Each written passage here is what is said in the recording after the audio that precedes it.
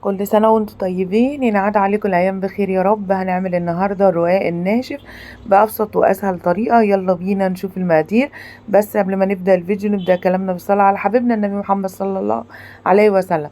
هنا معايا كيلو من الدقيق، وطبعا نخلته زي ما انتم شايفين، ومعايا شوية دقيق علشان هفرد بيهم، ومعايا معلقة من الملح، ومعايا مية، ومعايا ميه تاني في طبق حطها جنبي عشان هبل فيها ايدي وانا بلم العجين. الميه ما تاخديش مني مقادير ميه، لاني كل دقيق ليه ميه معينه، يعني في دقيق بيشرب ميه، في دقيق ما بيشربش ميه، على حسب نوع الدقيق. انتي بتعجني وبتشوفي ملمس العجين في ايدك بيكون عامل ازاي.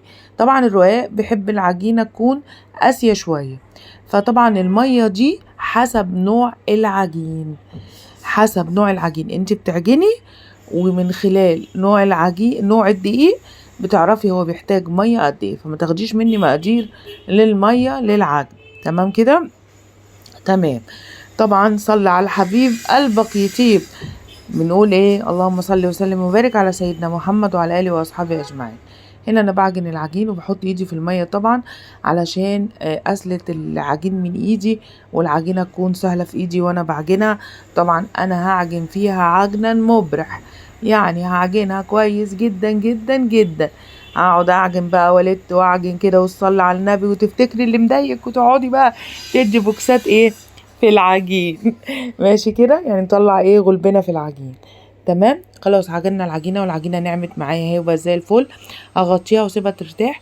انا غطيتها لغايه لما اتسحرت، عشان انا كنت بعمله بالليل. فبعد لما اتسحرت رحت خلاص مقطعاه بقى وبادئه فيها اهي العجينه زي ما انتوا شايفين.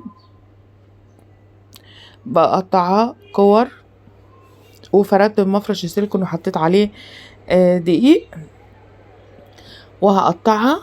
وبعد لما اقطعها هنشوف مع بعض هنعمل ايه. بصوا اهي زي ما انتوا شايفين.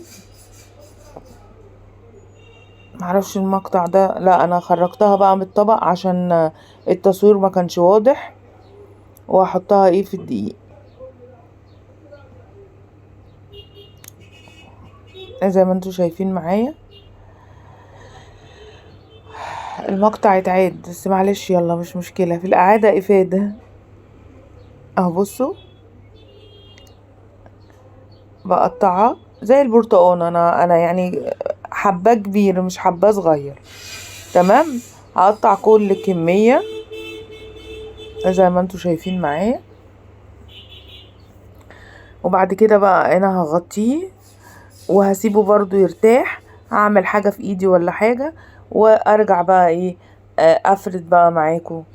بس هتشوفوا لغاية لما انا اقطع كل الكمية. اهو خلاص قطعناها. على فكرة سهل جدا جدا وما بياخدش وقت خالص.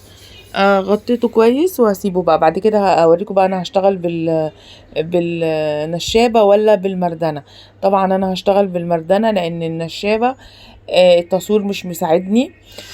مش عارفة اشتغل بيها لاني انا بصور بايد وبشتغل بايد.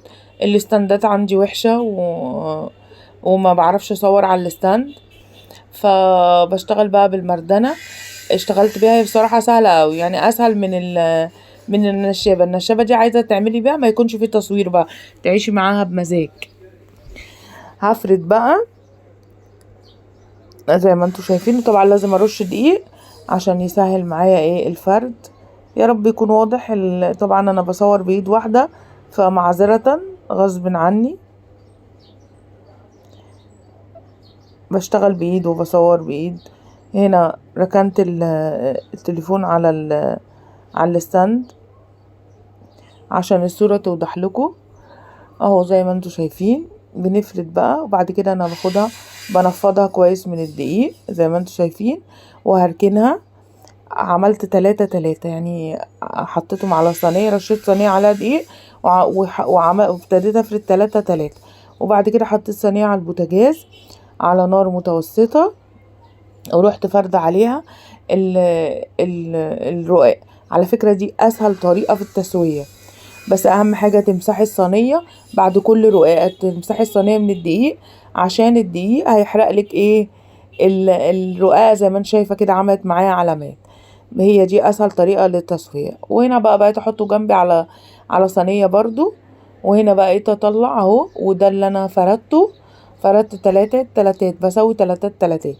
بس كده سهل جدا، مخدش معايا نص ساعة والموضوع كان بسيط. وبسوي على الصينية، وطبعا بمسح الصينية مكان الدقيق علشان ما يتحرقش معايا. ودي اسهل طريقة للتسوية، ولا بياخد غلبة ولا وقت ولا مجهود ولا اي حاجة.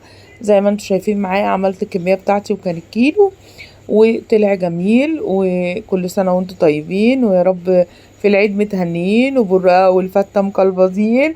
ويا رب يجعل ايامنا كلها عيد ويبلغنا يوم عرفة. وكل سنة وانتم طيبين. اتمنى بس لو الفيديو عجبكم يا ريت بقى ما تنسونيش لايك وشير وسبسكرايب للقناة عشان يوصل لكم كل جديد من مطبخ كل